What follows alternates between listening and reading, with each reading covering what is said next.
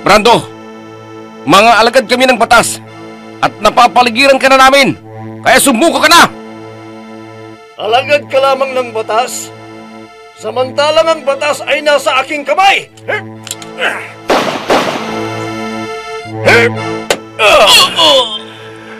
Nagkamali ka ng binangga, kaya katapusan mo na ngayon! Cardo! Anong ginagawa mo dito, Sofia?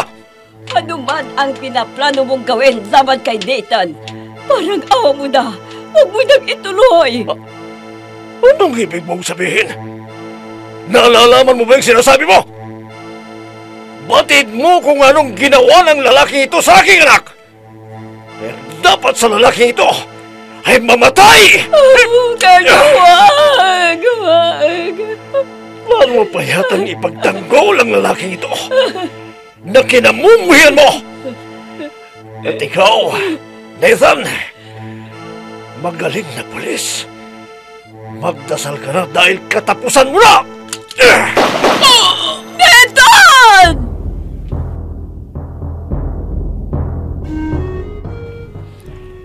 Batas sa aking kamay! Kwento ng paghiganti na bunsod na galit at pagkamuhi nang walang sapat na dahilan sa pagkakamali ng kahapon. Batas sa aking kamay! Mula sa panulat ni Andrea Solar at sa direksyon ni Jun Cabato. Batas sa aking kamay! Inihahandog sa inyo ng F3 Recording Studio para sa pambansang radyo ng Pilipinas, Bombo Radio Philippines.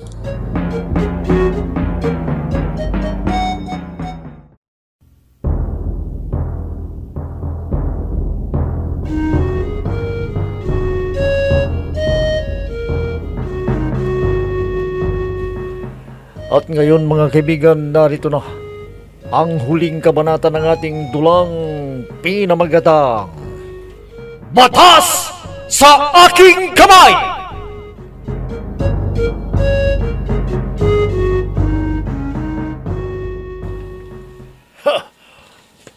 Captain Jonathan Mendez, ang magaling na pulis at higit sa lahat, ang sip-sip na pulis! Ngayon ay lumantad ka na rin, Hepe. Ang tagal mo rin pinaikot ang ulo ng Departamento ng Pulisya. Sabihin mo lang lahat ng gusto mong sabihin sa akin, Nathan. Total, wala nang kwentang lahat ng sinasabi mo. Isa kang taksil sa bayan, Hepe. Hindi ka dapat naging Hepe. Walang epektong lahat ng sinasabi mo. Dahil ang mahalaga ay narito ko na. At sa wakas ay nahulog ka na rin sa aking mga kamay. Kaya magdasal ka na. Huwag, Cardo! Sofia! Cardo, maawa ka. Sofia, anong ginagawa mo dito? Naririto ka ba bilang abogado ng pulis patulang ito? Cardo, maawa ka. Huwag mong saktan si Nathan. Huwag mong patayin si Nathan. Anong nangyari? Anong nakain mo at gusto mo pa yatang tulungan ng pulis na ito? Hindi man kinasusuklaman mo ang Nathan na ito? Hindi ba? Hindi ba dapat ka lamang na magpasalamat sa akin dahil hindi na mamabahiran pa ng dugo ang iyong mga kamay? At ikaw, Nathan, katapusan mo na! Huwag, Cardo! Maawa ka! Huwag! Huwag! Napasok tayo! Halugugin ninyo ang kabahayan at hanapin ang taong bumaril kay Tukmol at iharap sa akin! At anong kalukuhan ang ginagawa mo, Sophia? Hindi ako magtataka na kasama mo ang bumaril kay Tukmol. Hindi na mahalaga kung kasama ka o hindi ang bumaril sa tauhan mo. Ang mahalaga ay ang buhay ng anak ko! Sofia!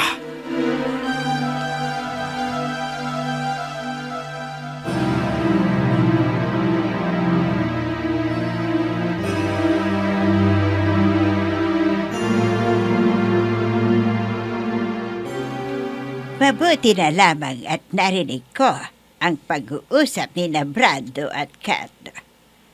Talagang desidido si Cardo na ipaghiganti si Brando. Pero hindi pa rin sapat at ipaghiganti niya si Brando. Dahil mas malaki ang kasalanan sa akin ni Cardo. At kung pumalpak man ang ilang beses ko ng pagtatangkang patayin ang Cardo na to, hindi na sa pagkakataong ito. Dahil mag-isa na lamang siya sa hideout. Isang salita ko lamang sa mga tauhan ni Brando. Tratraidorin at papatayin ang hepe ng pulis. Malapit na ako. Natatanaw ko na ang hideout ni na Brando kung nasaan si Ricardo Sanchez.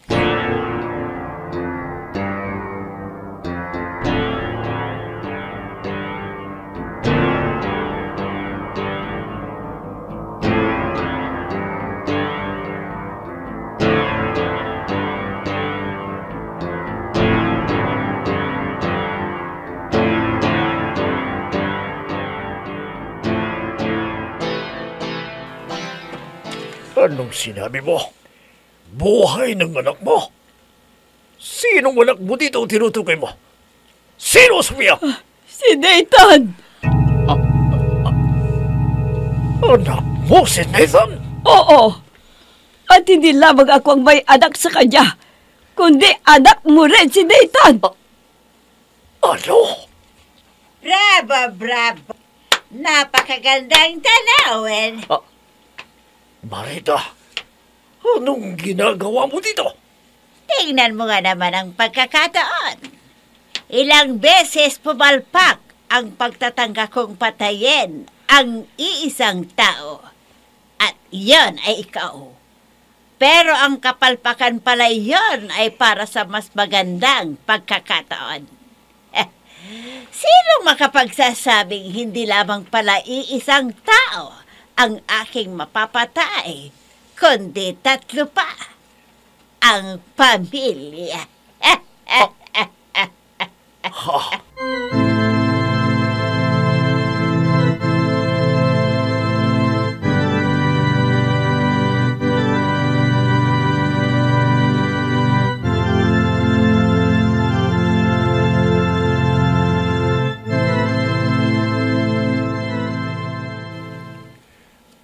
Mabel, anong ginagawa mo? Huwag mong igalaw ang mga kamay mo para matanggal ko kaagad itong poses mo. Salamat. Tanggal na. Tatanggalin ko ang pagkakatali ng mga paa ko. Pero ikaw, tumakbo ka na at paparating na ang mga ibang tauhan ni Brando. Sige na, at susunod ako sa'yo.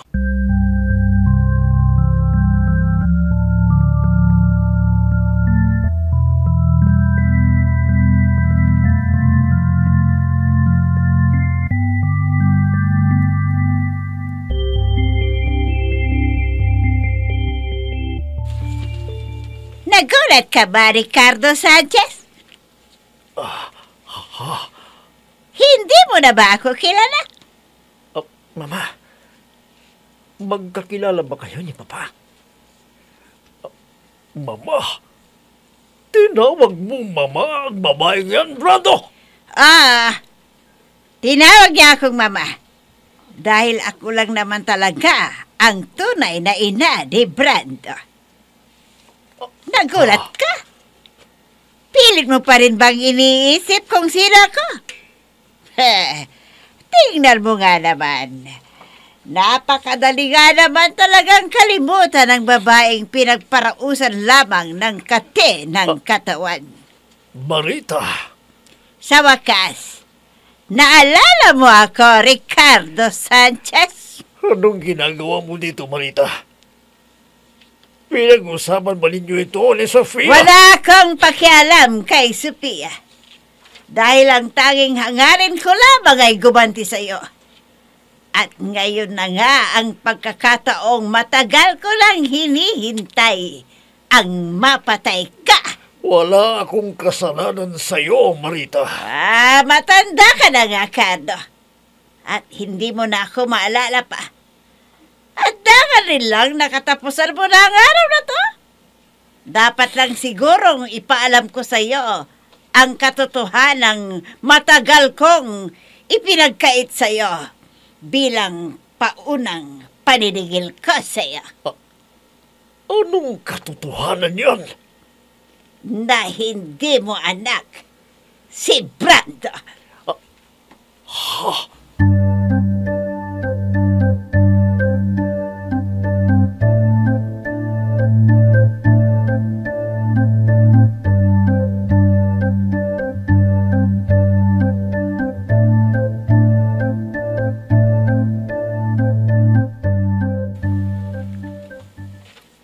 Anong ginagawa mo dito, Mabel? Paano ka napunta dito? Hindi mo ba alam na mapanganib ang ginawa mo? At bakit naririto si Ma'am Sophia? Bakit bigla na lamang siyang sumulpot at humarap kay Hepe? Walang kinikilalang panganib. Ang taong nakikita niyang nasa bingid ng kamatayang taong minamahal niya. Ha? Anong ibig mong sabihin? Nathan, anak ka ni Ma'am Sophia. Ano? Hindi ba't yun ang sinabi ni Ma'am Sophia habang nakatutok ang baril sa iyo ni Hepe? Oo. Narinig ko nga sinabi niyang yun. Pero hindi mag-sink in sa akin dahil hindi ako makapaniwala. Nasaksihan mo marahil ang ginawa ni Ma'am Sophia. Ako man ay nagulat nang bigla na lamang siyang sumulpot dito at humarap kay Hepe. Magkasama ba kayong nagpunta dito ni Ma'am Sophia? Hindi kami magkasama, pero may usapan kami na magkikita dito. Sa katunayan ay nauna ko na pa rito. Pero hindi ko alam kung bakit bigla na lamang siyang sumulpot. Dahil maliwanag ang usapan namin, nahihintayin niyang dumating ang mga pulis.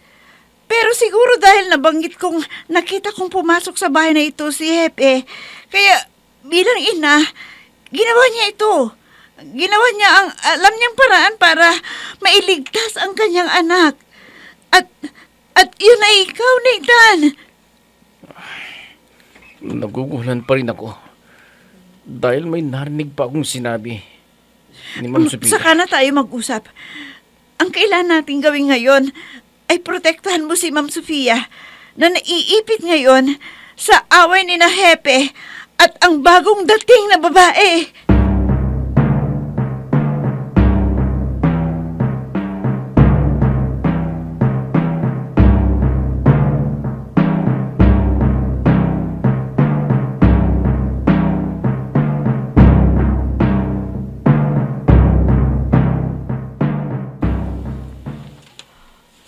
Nasaan si Nathan? Wala na sa silya kung saan siya nakataling nakaupo. Ma'am Sophia. Nathan, anak! Ma'am Sophia, umalis kayo dito. Sumama po kayo sa akin at dadalhin ko kayo kung saan naroon si Mabel. Ha? Oo, sa may pasilyo. Doon ko kayo itatago habang hinihintay ng mga tauhan ni Brando ang utos ng bagong dating na babae.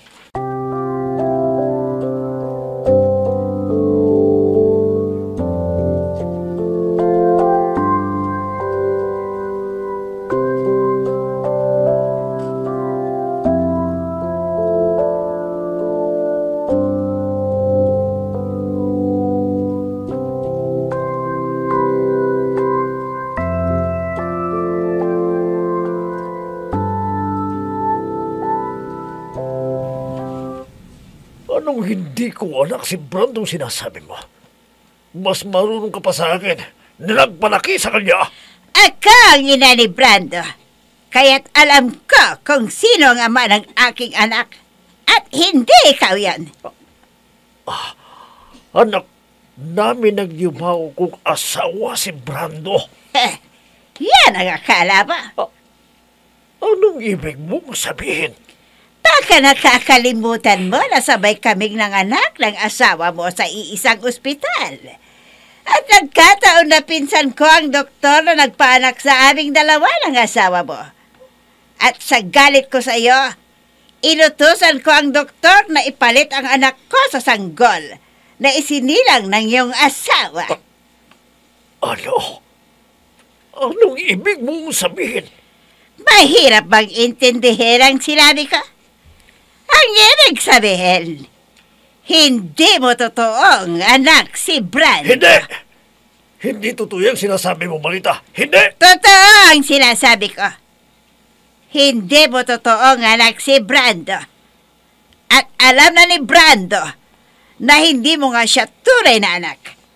Kaya kung uutusan ko si Brando na patayin ka ngayon, pwede.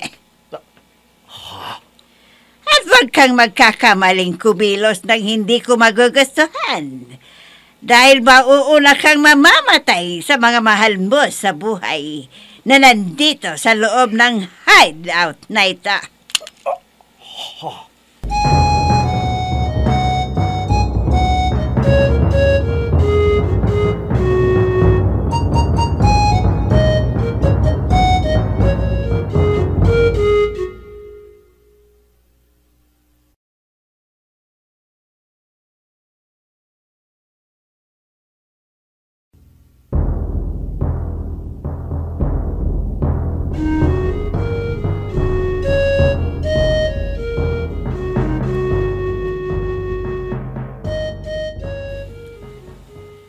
Walang kikilos ng masama.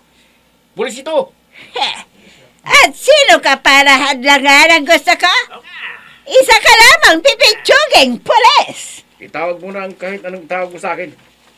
Basta huwag kang manlalaban. Alagad ako ng batas. Ganon. Alagad ka lamang ng batas, samantalang ako ang may hawak ng batas. Matigas ka. Porque may pera ka. Ito ang nararapat sa'yo.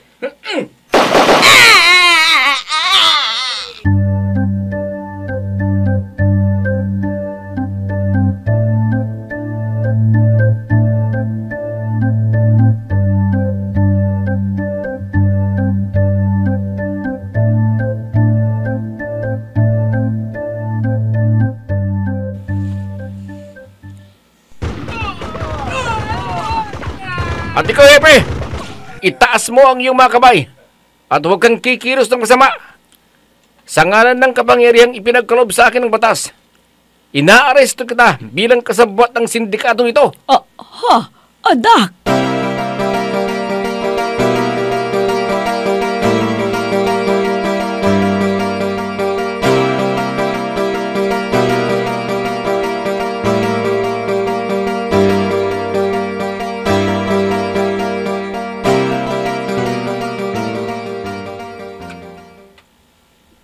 Totoo ba yung sinasabi mo, Sofia? Oo. Anak mo si Nathan. Ano? Ang maraming beses nating pagkikita doon ay nagbunga. Nabuntis ako at si Nathan nga ang batang yon. Pero bakit hindi mo sinabi ka agad sa akin?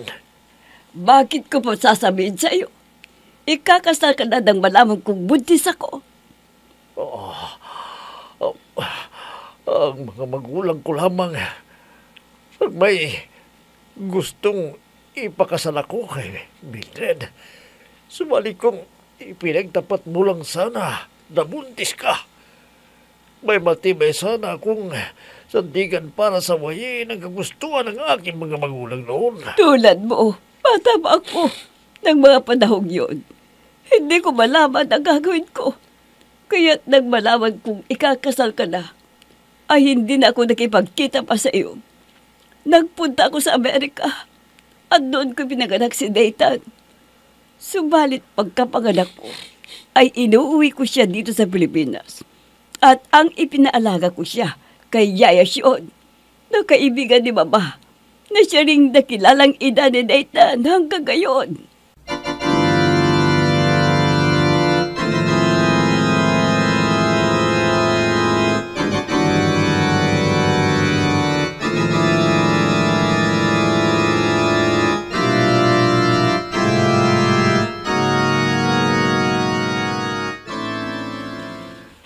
Yan ang buong katotohanan kung bakit ako napunta sa hideout na yon. Bagamat inaamin ko na plano ko talagang patayin si Nathan. Pero sa kaibuturan ng aking puso, ayaw kong pagbuhatan ng kamay si Nathan. Hepe, Nathan, ikinalulungkot ko, Hepe. Pero kailangang pagbayaran ninyo sa batas ang inyong kasalanan. Nathan, anak. Nathan, anak! Ikulong ninyo si Ricardo Sanchez, ang hepe ng pulisya, na protektor ng krimeng ginagawa ng kanyang anak, na si Congressman Brando Sanchez. Nathan, Yes, sir. huwag mong iparisto ang iyong ama. Ah. Oo, Nathan, anak. Ma'am Sophia, sinong anak? At bakit ayaw ninyong ipaaresto si Hepe Ricardo Sanchez? Sapagkat si Hepe Ricardo Sanchez ang iyong ama. At ako ang iyong ina. Ikaw ang aking ina. At si Hepe Ricardo Sanchez ang aking ama. Oo, mga magulang mo kami. Kaya't nakikiusap ako sa iyo. At kahit sa pagkakataong ito, ay pakinggan mo ako. Kunting pagkakamali lamang ang nagawa ng iyong ama. Huwag mong pangbabayarin si Ricardo Sanchez na kasalanang hindi naman niya talagang ginagawa.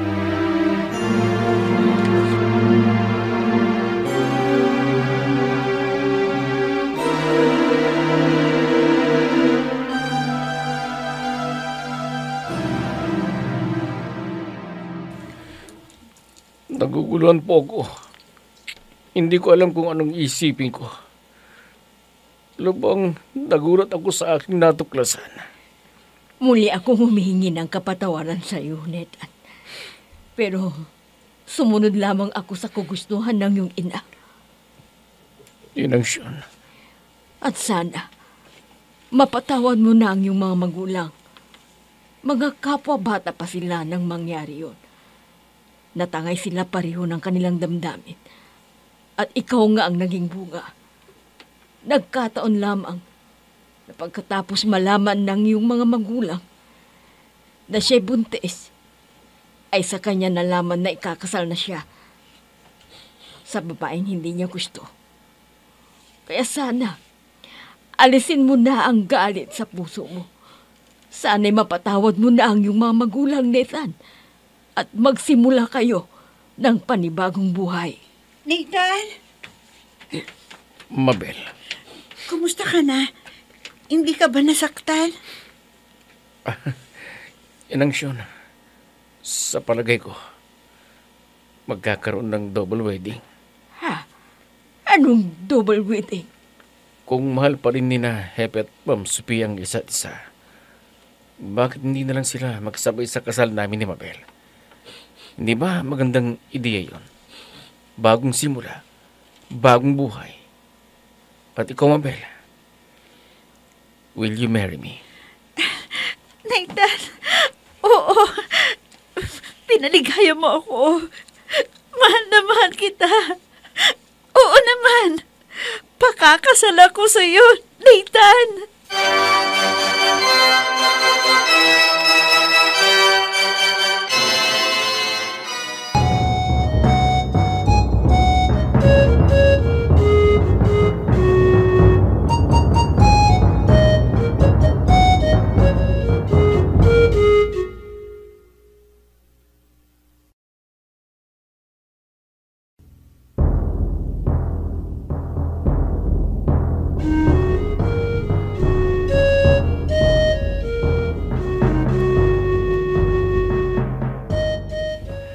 At dyan na po nagtatapos mga kaibigan ang dulang pinamagatang Batas sa Aking Kamay! Mga nagbibigay buhay sina Amid Diaz, Mayra Abrihal Narnola, Eva Alcoreza, June Cabato, Robert D. Guzman, Oscar Ora. Mula sa panulat ni Andrea Solar at sa direksyon ni June Cabato. technical supervision at sa musika ni Oscar Ora. Batas sa aking kamay!